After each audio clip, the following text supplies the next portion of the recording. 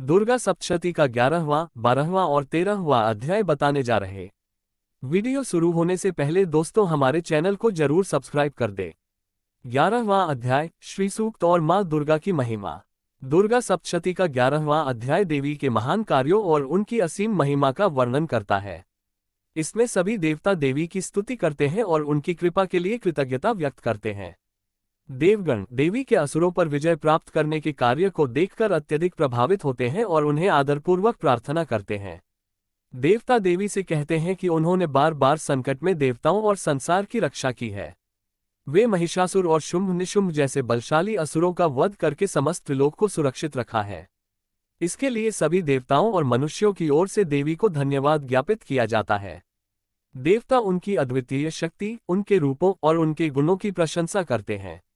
वे उन्हें महाशक्ति, महामाया और महादेवी के रूप में संबोधित करते हैं। देवी को त्रिदेवियों सरस्वती, लक्ष्मी और काली के रूप में भी देखा जाता है, जो ब्रह्मा, विष्णु और शिव के कार्यों में सहायक होती हैं। इस अध्याय में स्तुति करते हुए देवता ये भी कहते हैं कि देवी की कृपा से ही संसार का कल्याण होता है और जब जब संसार पर संकट आता है, देवी अवतरित होकर उसे नष्ट करती हैं। 12वां अध्याय भविष्यवाणी और स्तुति का फल। 12वें अध्याय में देवी स्वयं प्रकट होती है और सभी देवताओं से कहती है कि जब भी वे संकट में होंगे, वे उनकी सहायता के लिए उपस्थित होंगी। देवी कहती है कि जब जब अधर्म बढ़ेगा, वे विभिन्न रूपों में अवतरित होकर धर्म की स्थापना करेगी। इसके बाद वे अपनी विविध रूपों का वर्णन करती हैं, जैसे कि कालिका, महिषमर्दिनी, चामुंडा, शाकंभरी आदि। हर युग में देवी के अलग अलग अवतारों की भविष्यवाणी की जाती है, जो समय समय पर संसार की रक्षा के लिए प्रकट होंगी। देवी यह भी कहती है कि जो मनुष्य सच्चे हृदय से उनका ध्यान करेगा और उनकी आराधना करेगा, वह सभी प्रकार के संकटों से मुक्त होगा। इस अध्याय में यह भी उल्लेख है कि जो व्यक्ति दुर्गा सप्तशती का नियमित पाठ करेगा, उसे सभी प्रकार के संकटों से मुक्ति मिलेगी और देवी का विशेष आशीर्वाद प्राप्त होगा।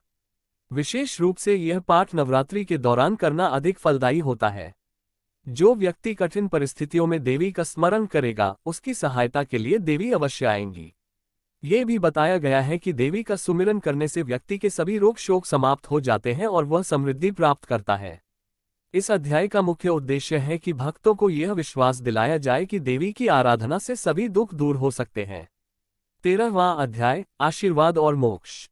13वें अध्याय में देवी सभी भक्तों को आशीर्वाद प्रदान करती है और कहती है कि जो भी श्रद्धालु उनकी सच्ची भक्ति करेगा, उसे न केवल सांसारिक कष्टों से मुक्ति मिलेगी, बल्कि उसे मोक्ष की प्राप्ति भी होगी।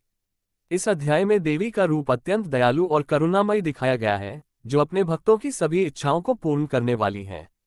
देवी यह भी कहती है कि जो व्यक्ति दुर्गा सप्तशती का पाठ करेगा, उसकी सभी मनोकामनाएं पूर्ण होंगी।